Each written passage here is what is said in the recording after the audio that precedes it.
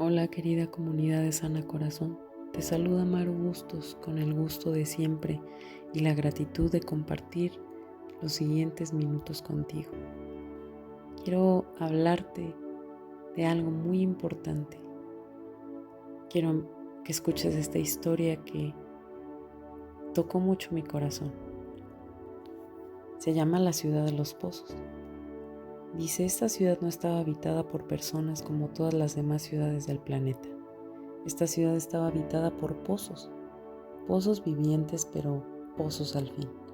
Los pozos se diferenciaban entre sí, no solo por el lugar en el que estaban excavados, sino también por el brocal, la abertura que los conectaba con el exterior.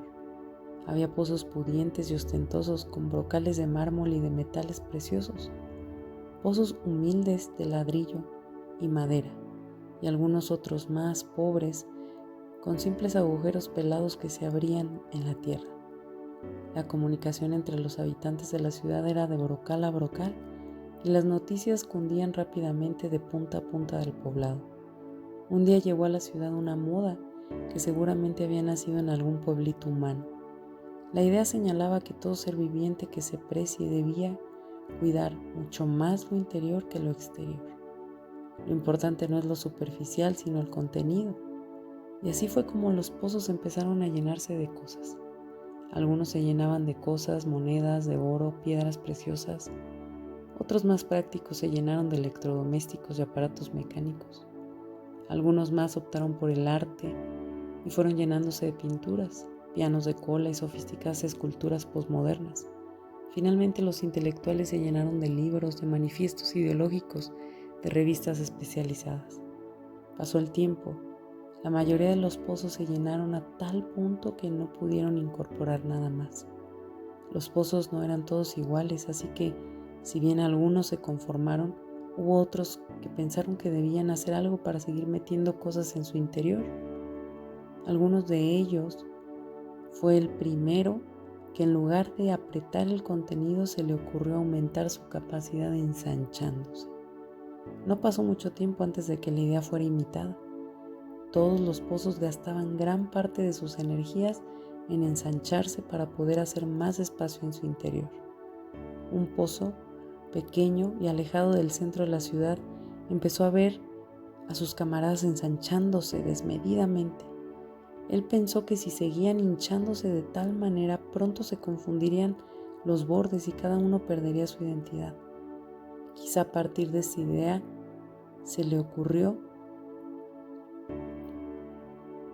la otra manera de aumentar su capacidad era crecer, pero no a lo ancho, sino hacia lo profundo, hacerse más hondo en lugar de más ancho.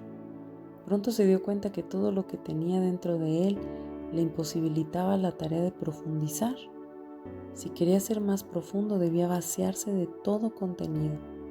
Al principio tuvo miedo al vacío, pero luego, cuando vio que no había otra posibilidad, lo hizo. Se vació de posesiones. El pozo empezó a volverse profundo, mientras los demás se apoderaban de las cosas de las que él se había deshecho. Un día, sorpresivamente, el pozo crecía hacia adentro y tuvo una sorpresa. Adentro, pero muy adentro y muy en el fondo, encontró agua. Nunca antes otro pozo había encontrado agua. El pozo superó la sorpresa y empezó a jugar con el agua del fondo, humedeciendo las paredes, salpicando los bordes y por último sacando agua hacia afuera. La ciudad nunca había sido regada más que por la lluvia, que de hecho era bastante escasa, así que la tierra alrededor del pozo, revitalizada por el agua, empezó a despertar. Las semillas de sus entrañas brotaron en pasto, en tréboles, en flores y en tronquitos endebles que se volvieron árboles después. La vida explotó en colores alrededor del alejado pozo al que empezaron a llamar el vergel. Todos le preguntaron cómo había conseguido el milagro. Ningún milagro, contesta el vergel. Hay que buscar en el interior hacia lo profundo. Muchos quisieron seguir el ejemplo del vergel, pero desandaron la idea cuando se dieron cuenta que para ir más profundo debían vaciarse. siguieron ensanchándose cada vez más para llenarse de más y más cosas. En la otra punta de la ciudad otro pozo decidió correr también el riesgo del vacío y también empezó a profundizar y también llegó el agua y también salpicó hacia afuera creando un segundo oasis verde en el pueblo. ¿Qué harás cuando se termine el agua?, le preguntaban. No sé lo que pasará, contestaba, pero por ahora cuanto más agua saco, más agua hay. Pasaron unos cuantos meses antes del gran descubrimiento. Un día, casi por casualidad, los dos pozos se dieron cuenta de que el agua que había encontrado en el fondo de sí mismos era la misma, que el mismo río subterráneo que pasaba por uno inundaba la profundidad del otro. Se dieron cuenta que se abría para ellos una nueva vida. No solo podían comunicarse de brocal a brocal superficialmente como todos los demás, sino que la búsqueda les había deparado un nuevo y secreto punto de contacto. La comunicación profunda que solo consiguen entre sí aquellos que tienen el coraje de vaciarse de contenidos y buscar en lo más profundo de su ser lo que tienen para dar. Y bueno, este cuento me encanta porque habla precisamente de algo que tú y yo tendemos a hacer en los momentos difíciles, y es llenarnos de cosas, llenarnos completamente, ensancharnos para poder acumular más y más cosas. Y en medio de las situaciones difíciles podemos experimentar la revelación de quiénes somos en realidad y de todo lo que hemos acumulado. Podemos experimentar quizá que en medio de un momento difícil evadimos el contacto con nuestras emociones porque no queremos saber quiénes somos o en quiénes nos hemos convertido. No es lo que perdí, sino en quién me convertí. ¿Cuántas cosas hemos ido acumulando en medio de situaciones difíciles? No solamente hablo de cosas materiales o cosas como las que el cuento hablaba acerca de electrodomésticos, sino también cuántas veces nos hemos vuelto acumuladores de rabia, de enojo, de tantas cosas que no nos permiten profundizar hacia adentro y sobre todo que no nos permiten vaciarnos, porque en el fondo nos aferramos tanto a aquello que parece darnos identidad en medio de situaciones difíciles.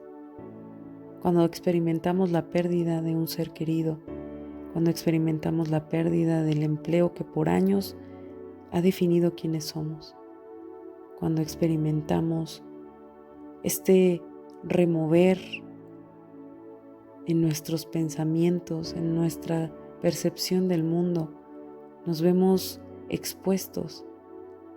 Quizá es más fácil tratar de aparentar éxitos, logros, cuando todo está bien, pero cuando todo va mal, realmente se revela quiénes somos. Y muchas de las veces tú y yo no entendemos por qué atravesamos situaciones difíciles. Queremos tener el control de todo lo que sucede a nuestro alrededor, que es algo natural, pero también queremos experimentar la seguridad y la estabilidad que nos da el que todo esté bien. Y es que en medio de estas circunstancias difíciles nos damos cuenta que acumulamos temores profundos, que acumulamos miedos gigantescos. Muchas veces estamos esperando que estos temores se vayan de nuestra vida, pero no hacemos nada para sacarlos de nuestra vida. Después de esperar y esperar y esperar a que se vayan solos, nos daremos cuenta que hay cosas que nosotros tenemos que sacar de nuestra vida, vaciar de nuestro corazón. Es necesario ser valientes y atrevernos a movernos incluso con temor, porque cuando los temores han estado ahí por tanto tiempo es más difícil, pero no es imposible sacarlos. Muchas de las veces los consideramos parte de nosotros, terminamos abrazando esa identidad de todas estas cosas que hemos acumulado dentro, diciendo así soy yo. Y es que en realidad todas estas emociones siempre van a tratar de dominar nuestros pensamientos hasta que se conviertan en nuestro comportamiento y en nuestra verdad. Tenemos que saber que la fe, que la valentía nos hacen esperar cosas del futuro. Pero así como la fe y la valentía nos hace esperar cosas acerca del futuro, también el temor y el enojo. Porque si esperamos que algo nos suceda hoy, ya sea bueno o malo, los dos nos harán pensar en el futuro. Lo segundo es que ambas cosas hablan y todos los días vamos a tener que escoger vivir nuestro día con fe, valentía o con temor y amargura. De acuerdo a lo que pensemos y escuchemos dentro de nosotros, vamos a comportarnos así durante el día. Por eso es importante que nosotros hagamos esta reevaluación y empecemos a ver qué es lo que está acumulándose dentro de nuestra vida y de qué necesitamos vaciarnos hoy. Porque ser valientes no es algo que sentimos, sino es algo que hacemos. La valentía es una decisión que tomas de ir ahí, a ese lugar en tu corazón donde puedes identificar que hemos acumulado cosas quizá materiales, quizá emocionales o también de carácter cognitivo que tiene que ver con nuestros pensamientos. ¿De qué está llena tu mente? ¿De qué está lleno tu corazón? ¿Qué es todo aquello que no te permite profundizar y cavar para encontrar el agua? Hay una lista interminable de razones por las que nos detenemos, pero en realidad en este tiempo yo creo que Dios está llamándote a que seas valiente. Tenemos que saber que Dios obra en aquellos que ponen su fe a trabajar, y es importante que la actitud de la fe, la actitud de la valentía van primero. Nosotros tenemos que saber que podemos tener firmeza en estas decisiones y a medida que nos vaciemos vamos a encontrar esa agua, esa satisfacción, esa plenitud que quizá no hemos encontrado en todo aquello de lo cual nos hemos llenado. En medio de una situación difícil, es necesario replantearnos, vaciarnos completamente, no acumular cosas, ensancharnos, no es precisamente la respuesta. Profundizar quizás sea el mejor ejercicio que tú y yo vamos a practicar en nuestra vida. Profundizar. Profundiza en la relación con Dios. Profundiza en la fe. Profundiza en la decisión del amor. Profundiza en la decisión del respeto hacia ti mismo. Profundiza en la decisión de drenar tus emociones y no acumularlas, no guardarlas. Profundiza. Vacíate de ello. Y verás que cuando le pedimos a Dios que llene nuestro corazón, pero hemos vaciado ya previamente Dios es fiel para llenarnos con la identidad correcta. Espero te haya servido esta pequeña cápsula. Nos vemos en la próxima.